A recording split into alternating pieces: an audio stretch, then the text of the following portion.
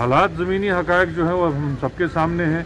एक पिछले कुछ दिनों में तो बिल्कुल ही खौफ व दहशत का माहौल सा छा गया है चारों तरफ।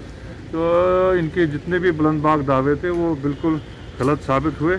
मैंने पहले भी कहा है एडमिनिस्ट्रेशन को और सरकार को, बल्कि दिल्ली की सरकार को भी काफ़ी इंट्रोस्पेक्शन करना चाहिए और हकीकी जो ग्राउंड रियलिटीज़ हैं उनको पहचानना चाहिए और किसी तरह से यहाँ का जो वो है तहफ़्फ़ुज़ का माहौल और तहफ़्फ़ुज़ की जो वो एक गारंटी है उसको बहाल करना चाहिए। कोई वही कह सकते हैं, अगर उनके पास ऐसी कुछ जांच हो तो वो दे सकते हैं। हम तो यही कहेंगे कि जो ज़मीन पे जो हालात हैं हर तरह से इस वक्त जो है काफ़ी मुश्किलात का सामना करना पड़ रहा है और लॉ एंड ऑर्डर के जितने इनने बुलंदबाग दावे किए थे वो बिल्कुल खोखले साबित। अल्लाह ताला जम्मू डिवीज़न पहले भी मजबूत था, आगे भी मजबूत रहेगा। जम्मू की जो बात करने वाले हैं ये आज जम्मू की बात करते हैं।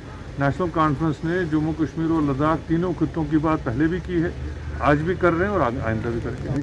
अफसोस की बात है, इतना पुराना साथी रहा।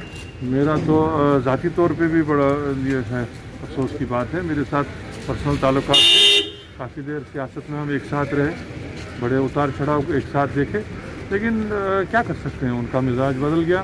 कोई ऐसी ज़ाहिरी वजह नहीं थी, कोई वजह उन्होंने अपने इस्तीफ़े में भी नहीं बताई, ना वो ऐसे कुछ बोल पाए जब डॉक्टर साहब और उमर साहब को मिले या हम सब साथी जब उसको मिले। कोई ऐसी बाज़ाहिर वजह नहीं थी, लेकिन क्या कर सकते हैं।